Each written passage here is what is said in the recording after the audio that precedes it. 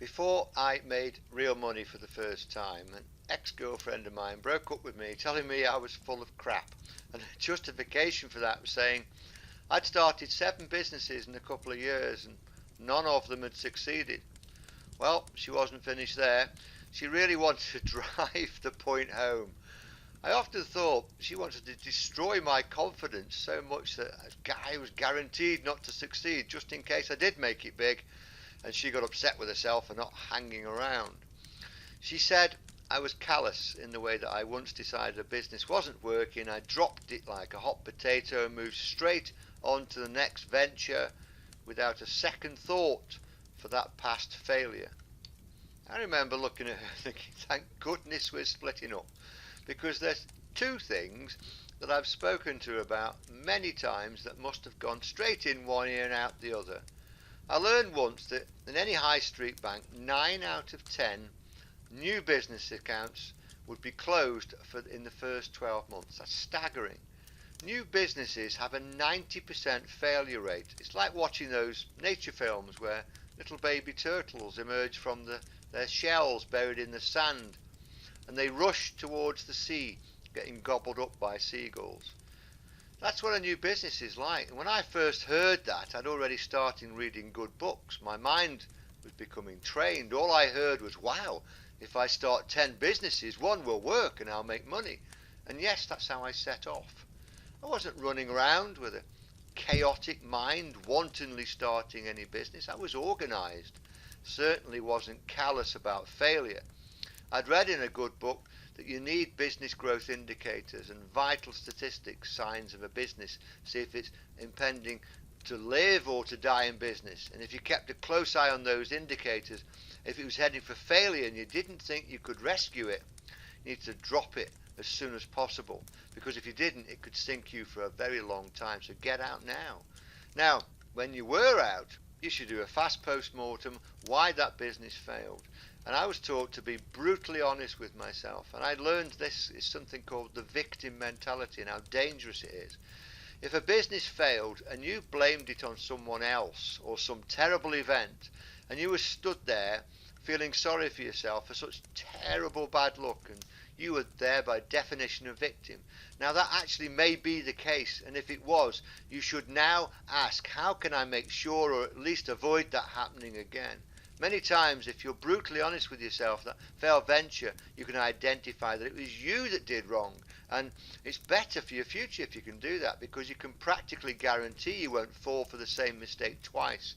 And that painful self-assessment and honesty has now moved you away from being a victim of fate. When I make a mistake, I am horrible with myself internally, but nobody can see it on the outside. Why? Because nobody can really chastise you worse than yourself. And nobody can guarantee you don't repeat a mistake but you.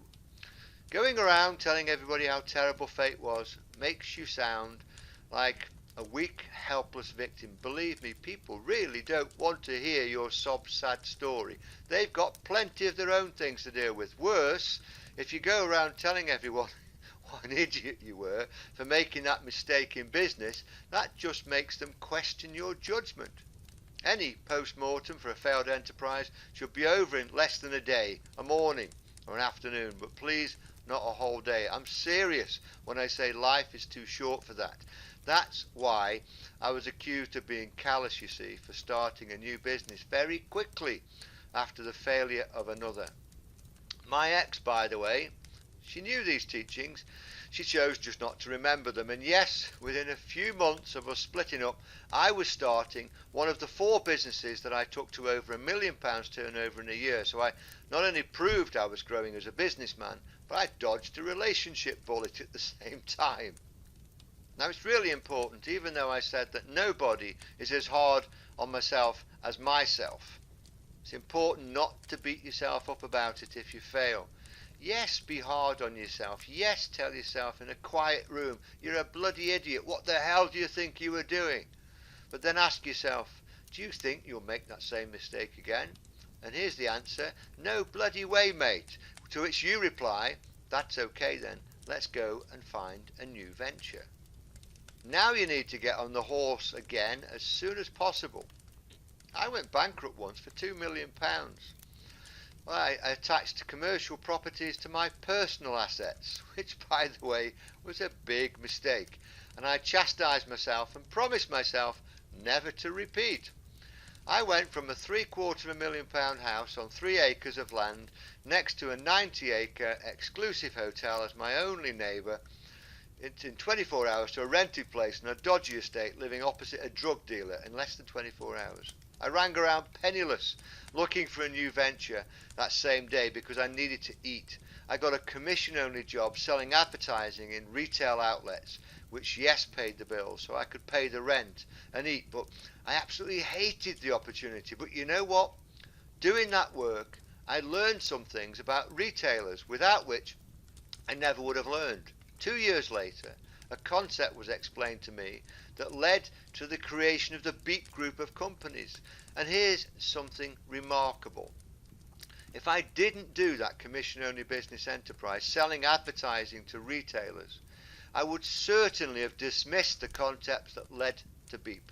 Because I knew some things about retail stores, I knew immediately that I could build the very early concept of Beep, and I didn't dismiss the idea. So folks, when the chips are down and life looks really bad, something might be happening that leaves information inside of you that is the seed of something really great, like what happened to me with the Beep group of companies. Now, before I wrap this chat up, I'd like to pass something else on to you.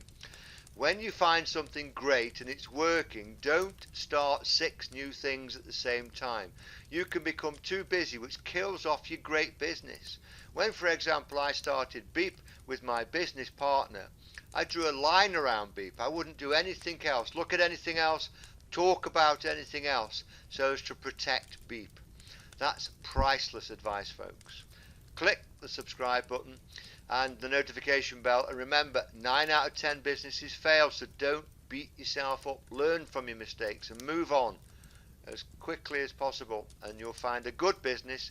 When you do, build it in a focused way, excluding everything else until at least it's up and running without your input.